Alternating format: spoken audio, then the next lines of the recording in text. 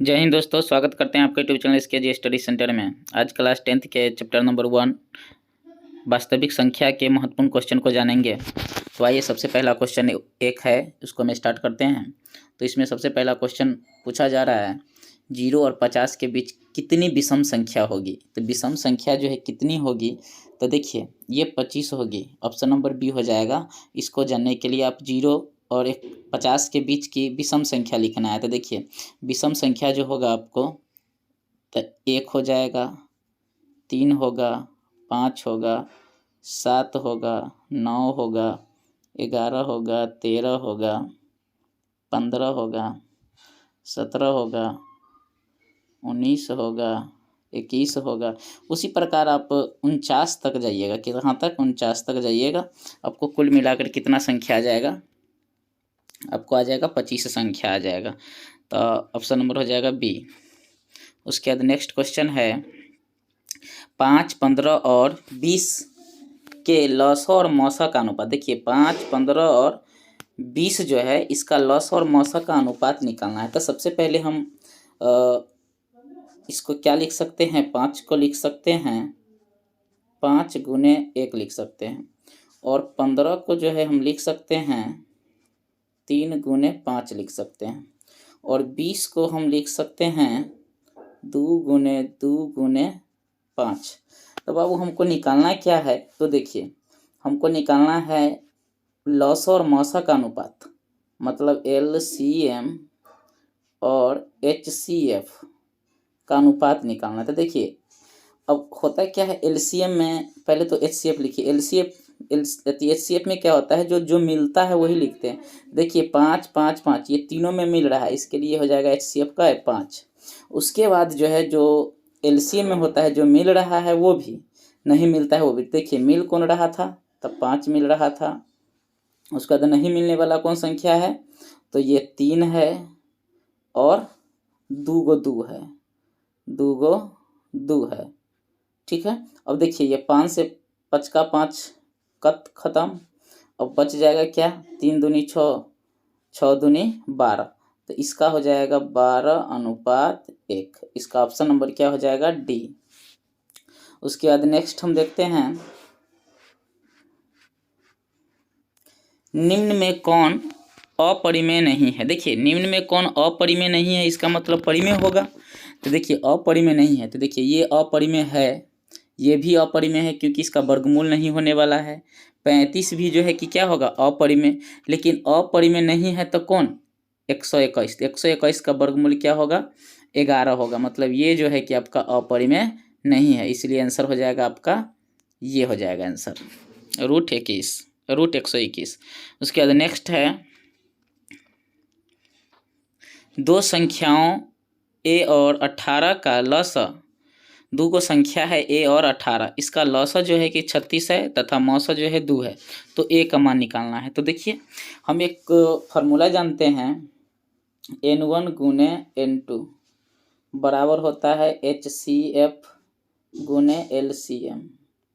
ठीक है। तो देखिए n1 का मान तो आपका a है, और 18 हो गया n2। HCF का मान क्या है? HCF का मान 2 दिया हुआ है, और LCM का मान जो है 36 है। तो यहाँ पर a के मान हमको निकालना है। तो देखिए 18 से काट देंगे तो 18 दूना 36, तो इसलिए a बराबर जो हो जाएगा 2 दूना 4। तो इसलिए ऑप्शन नंबर हो जाएगा C। उसके बाद नेक्स्ट चलते हैं हम। नेक्स्ट है, यदि P और Q दो अभाज्य संख्या है तो उनका मौसा होगा। देखिए मौसा जो होगा, ये दोनों का गुणनखंड होता है। मतलब अब आइए लीजिए, P को हम क्या लिख सकते हैं? P गुने 1 लिख सकते हैं। Q को क्या लिख सकते हैं? Q गुने 1 लिख सकते हैं। HCF जो होता है मौसा, HCF को कहा जाता है मौसा। मौसा जो होता है, जो दोनों में मिलता है वही HCF होता है। तो दोनों में कौन मिल रहा है रे बाबू? तो 1 मिल रहा है, इसलिए HCF हो जाएगा 1, ऑप्शन नंबर डी। उसके बाद नेक्स्ट हम देखेंगे, सबसे छोटी अभाज्य संख्या। देखिए सबसे छोटी अभाज्य संख्या और सबसे छोटी भाज्य संख्या का गुणनफल। सबसे छोटी अभाज्य संख्या जो है 2 होता है, और सबसे छोटी भाज्य संख्या, तो भाज्य संख्या जो होता है 4 होता है, इस दोनों का गुणनफल क्या हो जाएगा 8, इसलिए आंसर हो जाएगा सी। भाज्य संख्या अभाज्य संख्या किसको कहते हैं, तो वैसी संख्या जो खुद से या एक से विभाजित हो, और भाज्य संख्या जो 2 से पूरा पूरा कट जाए। तो सबसे पहले जो है 2 से विभाजित होने वाला 4 ही संख्या है, तो इसलिए हो जाएगा इसका ऑप्शन नंबर सी। उसके बाद है नेक्स्ट, निम्न में कौन सी अभाज्य संख्या है। देखिए कौन जो है अभाज्य संख्या है, तो अभाज्य संख्या वह संख्या होता है जो खुद से नहीं तो एक से विभाजित हो। तो देखिए 25 जो है, 25 को हम 5 से भी विभाजित कर सकते हैं, 25 से भी विभाजित हो जाएगा और 1 से भी विभाजित हो जाएगा। 16 भी 2 से विभाजित हो जाएगा, उसके बाद जो है 4 से भी होगा और 16 से भी होगा, 8 से भी होगा। तो ये भी क्या है अभाज्य संख्या नहीं है। 15 भी जो है नहीं होगा, तो इसलिए कौन हो जाएगा ऑप्शन नंबर ए, क्योंकि ये खुद से मतलब 1 से विभाजित होगा, नहीं तो 29 से विभाजित होगा। ये 1 से या नहीं तो 29 से, इसके अलावा किसी से विभाजित नहीं होगा, इसलिए इसका हो जाएगा ए। उसके बाद नेक्स्ट है, निम्नलिखित में कौन अपरिमेय संख्या नहीं है। देखिए अपरिमेय संख्या नहीं है मतलब परिमेय होना चाहिए, तो ये अपरिमेय संख्या है। √7 जो है अपरिमेय है क्योंकि इसका वर्गमूल नहीं होता है, और ये बी नंबर जो है √3/7 ये भी अपरिमेय है, सी √2/5 ये भी अपरिमेय है। मतलब ये जो है ऑप्शन नंबर डी ये अपरिमेय नहीं है, क्योंकि ये परिमेय है। अब कैसे है परिमेय वो भी देख लेते हैं। देखिए 75 को हम क्या लिख सकते हैं, 75 को हम लिख सकते हैं 3 × 5 = 15 और 15 × 5 = 75। उसी प्रकार 48 को हम क्या लिख सकते हैं, 2 × 2 × 2, 2 दूनी 4, 4 दूनी 8। अब हो जाता है 8 दूनी 16 और 16 तिहाई 48। तो अब देखिए यहाँ पर ये 5 ये हो जाएगा आपको, ये 3 से ये 3 कट जाएगा, तो बच जाएगा एगो 5 ऊपर से निकल जाएगा और 2 गो मिल रहा है, तो फिर 1 2 निकलेगा, फिर 1 2 निकलेगा। इसका मतलब ये 5 बटे का हो जाएगा 4। ये भी क्या है परिमेय संख्या है, इसलिए इसका जो हो जाएगा अपरिमेय कौन नहीं है, तो ऑप्शन नंबर डी।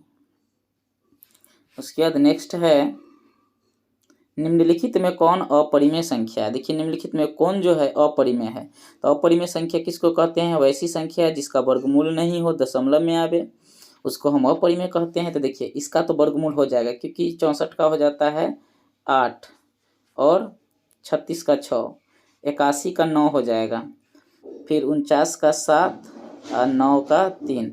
मतलब ये जो है ऑप्शन नंबर सी इसका वर्गमूल नहीं होगा, मतलब अपरिमेय संख्या कौन है, तो यही आपका अपरिमेय संख्या हो जाएगा। उसके बाद नेक्स्ट है, दो क्रमिक सम संख्याओं का HCF होगा। देखिए कोई भी 2 क्रमिक संख्या ले लीजिए, जैसे कि हम मान लेते हैं 1 और 2, ये कोई 2 क्रमिक संख्या है, वो सम है ना, तो लीजिए हम लिख देते हैं 2 और 4 क्रमिक संख्या लगातार वाला, इसका HCF क्या होगा, तो इसका HCF जो होगा 2 क्रमिक सम संख्याओं का HCF, तो इसका हो जाएगा, देखिए 2 को हम क्या लिख सकते हैं 2 × 1, 4 को क्या लिख सकते हैं 2 × 2, तो दोनों में जो मिलता है वही HCF होता है, तो HCF क्या हो जाएगा बी, ऑप्शन नंबर बी हो जाएगा। उसके बाद नेक्स्ट है, पाई है, तो पाई क्या है अपरिमेय संख्या, क्या है रे बाबू अपरिमेय संख्या, ऑप्शन नंबर बी। उसके बाद नेक्स्ट है आपका 11/15 का दशमलव प्रसार ... होता है। देखिए 11/15 जो होता है अशांत होता है, क्या होता है अशांत होता है, क्योंकि 15 का जो गुणनखंड करेंगे तो 3 × 5। देखिए 3 × 5 जो है इसके रूप में नहीं है, 2m × 5n के रूप में नहीं है, इसलिए क्या हो जाएगा अशांत हो जाएगा। उसके बाद नेक्स्ट है, संख्या इतना इतना को p/q के रूप में लिखना है। देखिए संख्या इतना को p/q के रूप में लिखना है, तो सबसे पहले हम देखते हैं कि रेकरिंग कितने पड़ते हैं। रेकरिंग जितना पर रहता है उतना 9 लिखा जाता है, लिख दिए। बिना रेकरिंग वाला कैगो है तो एगो अंक, तो एगो 0 लिखेंगे। उसके बाद क्या लिखना है 32 माइनस जो जिस पर रेकरिंग नहीं है उसको हम घटा लेंगे, तो हो जाएगा 29/90, ऑप्शन नंबर हो जाएगा आपका बी। उसके बाद नेक्स्ट है, निम्नलिखित में कौन सा भिन्न का दशमलव प्रसार शांत है। देखिए दशमलव प्रसार जो है शांत किसका होगा, तो ऑप्शन नंबर सी हो जाएगा। अब कैसे होगा, देखिए ये 7 के क्यू से ये पूरा कट जाएगा, तो बच जाएगा क्या आपका 1/2 के पावर 3 और 5 के पावर 3, मतलब ये शांत हो जाएगा क्योंकि ये रूप में है 2 पर पावर m गुने 5 पर पावर n का रूप में है, इसलिए क्या हो जाएगा, ये शांत हो जाएगा। ऑप्शन नंबर हो जाएगा सी। उसके बाद नेक्स्ट है 2 या 2 से अधिक अभाज्य संख्याओं का मौसा। देखिए 2 या 2 से अधिक अभाज्य संख्या का मौसा जो होता है 1 होता है। देखिए अभाज्य संख्या कोई ले लीजिए 2 को, तो पहला अभाज्य संख्या 2 है और उसके बाद 3 है। हम 2 को क्या लिख सकते हैं, 2 गुने 1, 3 को क्या लिख सकते हैं, 3 गुने 1। ये दोनों में मिल कौन रहा है, तो 1 मिल रहा है, इसलिए HCF क्या होता है, जो दोनों में मिलता है 100। तो ऑप्शन नंबर हो जाएगा ए। अब आता है निम्नलिखित में कौन अलग है। अलग कहने का मतलब अलग रहना चाहिए। देखिए 3/5 परिमेय संख्या है, फिर 25/4 परिमेय संख्या है, फिर इसको भी देख लीजिए ये 4 क्या हो जाएगा 2, ये भी परिमेय संख्या है। ये सबसे अलग है क्योंकि अलग कहने का मतलब ये अपरिमेय है, तो इसलिए इसका आंसर हो जाएगा कौन, सी हो जाएगा। उसके बाद है किसी धनात्मक पूर्णांक a और तथा b के लिए ab का मौसा गुने AB का लसा निम्नलिखित में से किसके बराबर है। तो ये जो है कि A गुने B के बराबर होता है। उसके बाद नेक्स्ट है निम्न संख्याओं में कौन सी संख्या विजातीय है। विजातीय कहने का मतलब अलग होना चाहिए। देखिए ये परिमेय है, ये भी परिमेय है, ये भी परिमेय है क्योंकि 25 का हो जाएगा 5 और 7, लेकिन ये विजातीय है, इसलिए आंसर हो जाएगा कौन, ये, हालांकि अपरिमेय है ये। उसके बाद नेक्स्ट है निम्नलिखित में कौन अपरिमेय संख्या है। देखिए कौन अपरिमेय संख्या है, तो ये तो परिमेय है क्योंकि 8 हो जाएगा क्या 6, ये भी परिमेय है क्योंकि 9 हो जाएगा, ये भी हो जाएगा 7/3। तो अपरिमेय कौन होगा, तो ये होगा अपरिमेय, ऑप्शन नंबर सी। उसके बाद नेक्स्ट है निम्न में कौन सी अभाज्य संख्या। देखिए अभाज्य संख्या कौन हो जाएगा बाबू, तो अभाज्य संख्या हो जाएगा आपका ऑप्शन नंबर ए। ये रिपीट हो गया है। नेक्स्ट आगे देखते हैं। बस ये सभी क्वेश्चन अगर आप लोग को अच्छा लगे तो like and subscribe and share करें। जय हिंद।